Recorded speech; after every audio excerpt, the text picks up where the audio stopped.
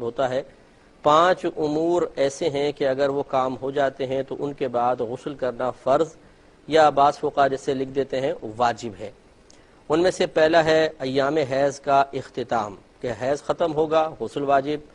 اسی طریقے سے نفاس، جو بچے کی پیدائش کے بعد بلیڈنگ ہوتی ہے، اس کے بعد ایک عورت پہ سمجھ لیں وقتی طور پہ ناپاکی طاری ہوتی ہے، اور اس کے بعد جو غسل کیا جاتا ہے، اس کے بعد یہ ختم ہوتا ہے نفاس تو غسل واجب ہو جاتا ہے۔ اب جو غسل کرنا ہوتا ہے یہ فرض ہے۔ تیسرا احتلام ہوتا ہے کہ رات کو سوئے اور غسل فرض ہو گیا، جس کو ہم کہتے ہیں کہ، لیکن اس میں آپ کو بتایا تھا کہ شرط یہ ہوتی ہے کہ صبح جاگنے پر اپنے کپڑوں پر تری پائی، اور غالب گمان یہ ہے کہ یہ احتلام کے قطرات ہیں، خارجی اور پانی وغیرہ نہیں ہے، تو پھر اس پہ غسل واجب ہوگا۔ چوتھا آپ کو بتایا تھا کہ دخول ہے،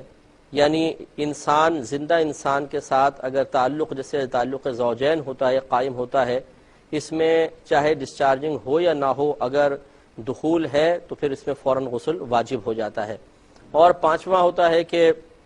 جاگتے میں اگر شہوت کے ساتھ لذت کے ساتھ احتلام ہوتا ہے تو اس سے بھی غسل واجب ہوگا۔ لہذا اگر کسی نے وزن اٹھایا اور ویسے قطرات نکل گئے بالفرض تو اس پہ غسل واجب نہیں ہوتا،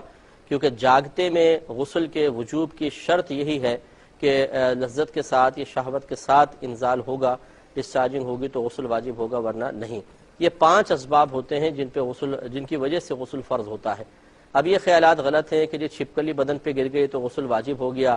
یا مردے کو غسل دیا تو غسل دینے والے پر غسل واجب ہو جاتا ہے، یہ غلط خیالات ہیں۔ چھپکلی گرے تو کچھ بھی نہیں ہے، اور مردے کو نہلانے کے بعد اگر غسل کرنا چاہیں تو فقہا نے مستحب لکھا ہے کہ افضل ہے کر لیں، نہیں کریں تو ایسا نہیں ہے کہ معاذ اللہ کوئی غسل واجب تھا اور نہ کرنے پر انسان گناہ گار ہوگا۔ جب غسل واجب ہو جائے تو تاخیر نہیں کرنی چاہیے، کیونکہ نبی کریم صلی اللہ علیہ وسلم کے فرمان عالی شان کے مطابق جس گھر میں کوئی جنبی شخص ہوتا ہے اس گھر میں اللہ تبارک و تعالیٰ کی رحمت کے فرشتے نہیں آتے ہیں۔